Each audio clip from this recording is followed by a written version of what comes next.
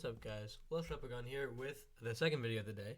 And so if you are at the stream, welcome to the stream, and if you're going to be watching this in a video on YouTube, then welcome to the video. So earlier today, I was talking about the Hearthstone Witchwood spoilers, and so what better fitting than to go to Magic the Gathering now and talk about the spoilers for the upcoming set, Dominaria. So this will be just a quick review of all the cards that have been spoiled officially thus far. And then more will come out each day as more cards get spoiled. So first off, we're going to be going over the blue cards, just because that's how this site is organized on the official Wizards website. So we've got Academy Drake, which is a 2 and a blue, so 3 mana for a 2/2 flyer, and it has a kicker for 4. And if it was kicked, it enters the battlefield with 2+1/+1 counters on it. So it is either a 2/2 flyer for 3 or a 4/4 flyer for 7. And so, like the Hearthstone cards, I'm going to be giving this a rating of on a scale of 1 to 5, with 5 being in many standard decks. This will be for standard only, not modern. So 5 being in all the meta standard decks, and 1 being pretty much not used. I'm going to give this one a 1-star rating. I see most of the time it's probably going to be a 2/2 flyer for 3, and that's really not that good, especially in the kind of fast standard meta that's evolving, and blue itself is a control class, so you're not really going to want to be playing this card. And if you kick it, it's really not enough value for 7 mana, so I think it's not going to see a lot of play, especially for non-common. Next up, we have another uncommon, Homerid Explorer, which is 4 mana for a 3/3, and when it enters the battlefield, target player puts the top 4 cards of their library into their graveyard. So this is going to be another 1-star card. It's a little bit understated. Magic is obviously different than Hearthstone. Like, for a 4 mana, you expect 4/4 plus maybe some small ability. Hearthstone, you expect a little bit better stats, but for this, even if 3/3 is understated and the ability is not good enough. Next up, we have Merfolk Trickster, 2 blue for a 2/2 with flash, and when Merfolk Trickster enters the battlefield, tap target creature an opponent controls. It loses all abilities until end of turn. I'm going to give this one 3 stars, especially because Merfolk became big with both of the Ixalan sets that came out, and this one's got flash, so you can pretty much prevent something from blocking, which is great in Merfolk, which tries to win relatively quickly, and making it lose all abilities until end of turn will prevent it really from having any impact on that turn's fight. So I think this is actually a pretty good card. But Merfolk decks haven't really established themselves to be a tier 1 deck just yet, so it's going to be remaining at 3 stars for me. We've got Opt, again, which is a 1 mana instant spell, scry 1, and then draw a card. So Opt is a 4-star card for me because you get to control what you draw, and then just drawing a card for 1 is pretty good, and you get to cycle through basically 2 cards to your deck depending on how you play it. And it's just a pretty good quick cycle card for a blue deck. Next up, we have Wizard's Retort, which is 3 mana for an instant, and this spell costs 1 less to cast if you control a wizard, and it's counter target spell. And so I'm going to give this one 3 stars. Cancel has seen some decent amount of play, just like any sort of counter spell that costs 3 for any card, but then this becomes basically just a counter spell if you have a wizard. And I assume if you're playing this kind of deck, you're going to have a wizard, which would probably bump it up to a 4-star card, because a 2 mana counter any is pretty good. But it's about 3 just on average. Next up, we have Zahid Jinn of the Lamp, which is a 6 mana 5/6 legendary creature, and you may pay 4 mana and tap an untapped artifact you control rather than pay the spell's mana cost. And it has flying. This is going to be a 4-star card. I want to give it 5, but I'm not sure just yet. But it's very good just because you can pay 4 and just tap an artifact to get a 5/6 flyer, which is really some great value, especially if you're running really any kind of artifact. Also, it being a legendary creature, there's some interesting interactions with that.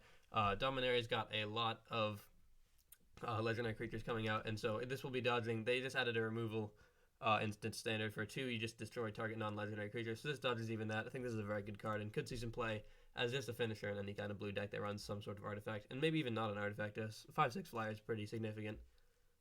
Moving on to black, we've got Cast Down. This is what I was talking about. It's a 2 mana instant, destroy target non-legendary creature. This is going to be a 5-star card for me. I understand that it can't kill legendary creatures, and there will be quite a few coming out. So perhaps outside of standard, this will have less of an impact, but we've seen how good 2 mana kill spells can be, something like Doomblade and things like that. And this is destroy target non-legendary creature. It's also an instant, which is very big. I think this is a great card, and black could really use it, even though it has enough removal already. This is just even better. Next up, we have Phyrexian Scriptures, a 4 mana saga, which is a new thing they're coming out with for this standard. And so it enters the battlefield, and so the number 1 right here, this effect becomes active. The start of your next turn, number 2 becomes active, and the start of the next turn, number 3 becomes active, and then afterward you have to sacrifice it. So it also counts as an enchantment. So when it enters the battlefield, the first step is put a +1/+1 counter on up to one target creature. That creature becomes an artifact in addition to his other types. Second step is destroy all non-artifact creatures. So the first one obviously protects your creature from being destroyed because it becomes an artifact creature. And then the third step is exile all cards from all opponents' graveyards. I'm going to give this one 4 stars. I think perhaps bringing in enchantment hate during the sideboard will make this one pretty bad because for 4 mana, giving something +1/+1 and then making an artifact is pretty weak if they can kill it the next turn. However, the second 2 abilities are so good that if you can get them off, it's really amazing. Destroying all non-artifact creatures just 2 turns, or just 1 turn after bringing this down is just really hard for your opponents to deal with because that can potentially kill their next turn because they basically can't play any creatures that are not also artifacts. And then just the graveyard hate it brings as well. It just brings a lot of value for 1 card. You can see this being a very good sideboard card against a lot of matchups. And then the final black card that's been spoiled thus far is Vicious Offering, a 2 mana instant. And the kicker is sacrifice a creature. Target creature gets -2/-2 until end of turn. If the spell was kicked, that creature gets -5/-5 until end of turn instead. I'm going to give this one 3 stars. So I think this is a very good removal. This could even potentially be 4 stars, but I'm just going to give it 3. And actually, no, I'll go for 4 stars, sure, because we saw how good Dismember. I forget what it's called. Oh, Grasp of Darkness. That's what it was. 2 and this 2 mana -4/-4. This is 2 mana, and then if you're playing a deck in which you can sacrifice a creature without really caring, giving something -5/-5 is pretty crazy. And having the option to give it -2/-2, also if you don't need the whole -5/-5, isn't bad. But 2 mana -5/-5 is pretty crazy if you think about it. That can kill almost anything. It also gets around all the gods, even though they're indestructible. Next up, we've got the red cards. First off, the Flame of Keld, another saga. This one's an uncommon. 2 mana. So the first step is discard your hand. Second step is draw 2 cards. And third step is if a red source you control would deal damage to a permanent or player this turn, it deals that much damage +2 to that permanent or player instead. I'm going to give this one 2 stars, but I think it could potentially go up from there. I think the problem with this one is discarding your hand is obviously a big problem. But where this could come in is in a sort of Hazoret deck where you're going to be dumping your entire hand. Because the second step is draw 2 cards, which isn't bad. So if you want to discard your hand, then get in with your Hazoret, and then the next turn you draw 2 cards, because the third ability is really great, especially if you're running some sort of burn deck, because +2, like any amount of damage +2, that's obviously already a lot, and with a lot of sort of instant burn cards that are already in here, it could be really, really good damage booster and just finishing off your opponent. So 2 stars for now, just because discarding your hand will make it very difficult for you for the next couple turns, but I think it could go up to 3 and probably will go up to 3 as we see how the rest of the set comes out. Next up, we have Keldon Overseer, which is a 3 mana 3/1, and the kicker is 4, and it has haste, and if it was kicked, when it enters the battlefield, gain control of target creature until end of turn, untap it gains haste until end of turn. This one's going to be a 1-star card for me. I think the problem here is 3 mana for a 3/1 with haste isn't terrible. But on your 3 mana turn, I think you're going to probably want something with a little bit more than 1 toughness. And then the kicker, there's a bunch of spells which cost 3 and gain control of a creature till end of turn. And it gets haste and all that. This costs 4. And I don't really see you in a red deck that seems to be sort of being aggressive, having a turn 7 play such as this. I just don't see it really seeing play anywhere. Next up, we've got Wizard's Lightning, 3 mana instant. This spell costs 2 less to cast if you control a wizard. Wizard's Lightning deals 3 damage to any target. So I'm going to give this in. So this is outside of a wizard deck, 2-star card. Don't really see why I do run it. In a wizard deck, this is definitely going to be a 4-star card because bringing Lightning Bolt to standard is just crazy. However, the wizard requirement is going to bump this down from a 5-star card like Lightning to a 4-star card. Moving on to the green cards, we have Llanowar Elves, 1/1, and you tap it to add a forest to your mana pool. So everyone knows this card, just exactly like Elvish Mystic, and this is a 5-star card. Even in this standard, I mean, it's a little bit different than standard, I'd say, but for this is definitely just classic ramp, classic card, used even in modern, definitely 5-star card. Moving on, we've got Sapperling Migration, 2 mana sorcery, a kicker for 4, create 2 1/1 green sapling creature tokens. If this spell was kicked, create 4 of those tokens instead. So I'm going to give this one 2 stars. I think making 2 tokens for 2 is definitely good, and we've seen how that can be pretty good in past with like white token decks. However, I don't think green is going to be running any decks like that. Even though it's decent, that's why I'm giving it 2 stars. So it's still decent. It just doesn't really work with green, and the kicker is pretty useless. I think on a 6 mana turn with a class or a color such as green, you're probably not going to be wanting to make 4 1/1s. And then finally, we have Steel Leaf Champion, which is 3 green for a 5/4, and it can't be blocked with creatures power 2 or less. 5-star card. Nothing I can say to praise this card more. Really amazing card. Coming to stand, this is a huge boost for green, which in my opinion was a class that was sort of struggling on its own. But this will definitely make mono green fatties have a lot better of an early game. Really amazing stat line, and making it unable to be blocked by creatures with power 2 or less. If you're going first, this is pretty much going to be unblockable by the time that you're swinging. Really great card. Next, we've got multicolored. So we have Shana Sisei's Legacy. 2 mana for a 0/0. However, it can't be. So first off, it can't be the target of abilities your opponents control, which is great. And it gets +1/+1 for each creature you control. So it looks like with the Saproling card and this card, they're trying to bring back some sort of token white-green deck, which could work out. So they've got a Night Saga. Perhaps it's not on the website yet. I saw it on MtgGoldfish. Maybe I can pull that up in just 1 second. But that was a saga which added night tokens. But I think this could be a great card. This with some of the planeswalkers that have come out recently, and with something like the Saproling card we've seen earlier, I think this is a really great card. And just for 2 mana, it's really good to get a lot of value. So I'm gonna give it a 5-star rating. Artifact creature, we have Guardians of Koilos. 5 mana 4/4. When it enters the battlefield, you may return another target historic permanent you control to its owner's hand, and the historic is an artifact, legendary, or saga. So I'm going to give this one 2 stars. I think this could potentially activate some combos, however it's understated, and returning to something to your hand does always set you back some mana, so it's not always the best, but it is a good combo activator. I'm interested to see what it could do, but for now it's 2 stars. And then last up on the website, we've got land. It's Zalfirin Void, and when it enters the battlefield, scry 1. Look at the top card of your library. You can put it on the bottom of your library, or you can just leave it on top. And the secondary ability is just add a colorless to your pool. I think this is a 1-star card. I understand that you get to scry when it enters the battlefield, but it does just give you a colorless, and unless you're running just an artifact deck where everything's got colorless and the cost, don't really see that being worth it.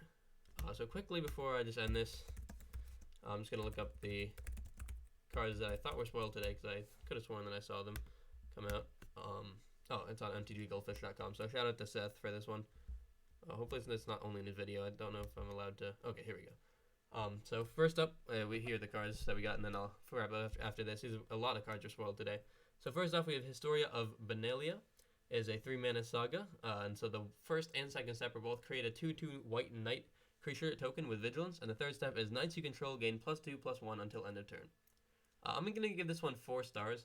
So just from the first, the turn it comes in, and the turn after that, you're going to be getting 4/4 worth of stats, which is already worth more than 3. I understand it comes over multiple turns, but it's still pretty good. And then the third step will just buff those guys up during a turn where they'll both be able to attack, making them both 4/3s for a turn. You definitely get a lot of value, especially if you're running more knights than that. That will give you even more value. I think it'll be a pretty decent card, even standalone. So next we have Follow the Thrawn, another saga, 6 mana. So it enters the battlefield, destroy all lands. And then the second and third step is each player returns 2 cards from their graveyard to the battlefield. I'm going to give this one 3 stars just because of the power level it has. I can't really think how this will be useful just yet, but I think potentially this will be good in sideboarding against a ramp deck, or even if you're just falling behind and you're not making your land drops, but then you're able to survive to get this off. This will really be big in getting you back into the game, especially if you have even like maybe a good board state, your opponent doesn't have one, and you think that you can just destroy all lands and then use just your board state to swing in. I think it could be great to sideboard it in some matchups, and maybe even just have as like a win condition in some kind of weird deck. Next up, another white saga, 2 mana, and the first and second steps are both put a +1/+1 counter on target creature you control with the greatest power. And then the third step is target creature you control with the greatest power gains flying, first strike, and lifelink until end of turn. I'm going to give this one 3 stars. I think the initial impact isn't great, just getting a +1/+1 counter for 2 mana. But after the second turn, it becomes equal. I think the problem is you can't really control what you put it on, but that's okay. As long as it's the greatest power, it can't be that bad. And the third step really does just get that to be pretty much unblockable as long as they don't have a flyer. And giving it first strike and lifelink also isn't bad. However, it's not going to make a huge impact on the board, and potentially not that great. So 2 or 3 star card, maybe closer to 2, honestly. Next up, another saga, this one for red, 3 mana. First step is the first eruption deals 1 damage to each creature without flying. Second step is add 2 red mana to your mana pool. Third step is sacrifice a mountain. If you do, the first eruption deals 3 damage to each creature. So this one's going to be 4 stars for me. I think dealing 1 damage to each creature without flying is pretty much just deal 1 damage to all creatures, so that could just destroy a token deck if you get them early enough before they can give buffs. Second step adds 2 to your mana pool, so basically just pretty much pays for the saga. It only makes it cost 1 at that point, and that can really put you ahead for the next turn and set up your own board state.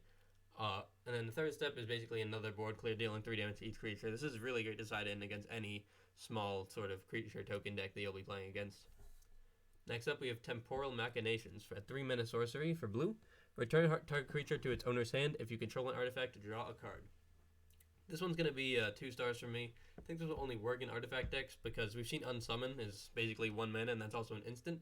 And drawing a card is worth about 1.5 mana, so it doesn't really have quite the value.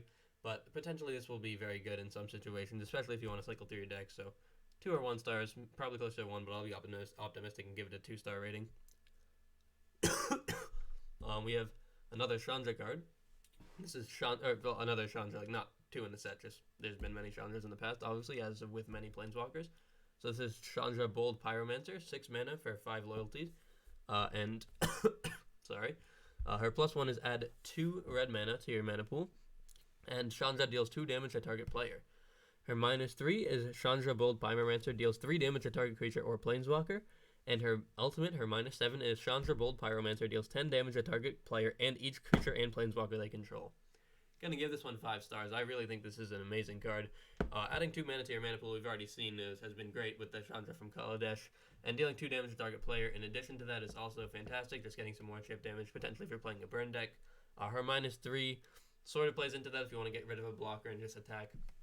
But I don't think her -3 is going to be used too often, especially with how quick it can get to her ultimate after just her 3rd turn being on board. And you can just deal 10 damage to a player, probably will just kill them on the spot, but it also acts as a board clear for both creatures and Planeswalkers. Really think this is a fantastic card and all around great.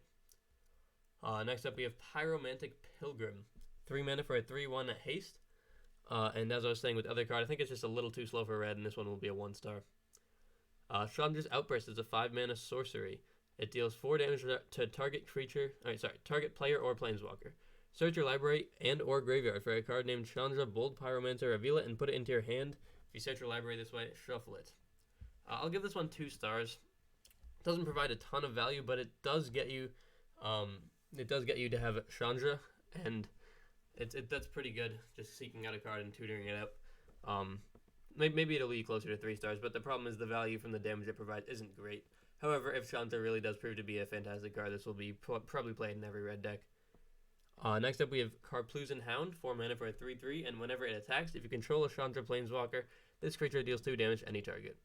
So again, this one will really rely on how good Chandra becomes, or really any Chandra in Standard. So I'll give this one 2 stars, just because it's understated, but if you do have a Chandra, it provides a lot of value. Next up, we have Teferi's Sentinel, 5 mana for a 2/6. As long as you control a Teferi Planeswalker, Teferi's Sentinel gets +4/+0. So obviously Teferi has a lot of synergies with artifacts, and so this will be a 6/6 in an artifact deck. So if you're playing a Teferi deck, this will probably be a no-brainer add. However, yeah, you see the Teferi right here. But if you're not playing one, it's going to be awful. But in one, I think it could be a 4-star card. Nyambi, Faithful Healer, is a 3 mana 2/2 legendary creature. When she enters the battlefield, you may search your library and or graveyard for a card named Teferi Timebender, reveal it, and put it into your hand. If you search your library this way, shuffle it. So very similar to Chandra's Outburst, it's a little bit understated, or undervalued rather. Like, you don't get the full value out of the mana, however, then you do get to tutor up a card. So if your deck really revolves around that, it could be a fantastic card. And also as a legendary creature, so if you have some kind of synergy with that, then that will work out. And so then Teferi Timebender, the card that she does tutor up, is a 6 mana, both plains and blue, or white and blue mana, and he gets 5 loyalty. So same thing as Chandra, I believe, or she's 7. I'm just going to check very quickly.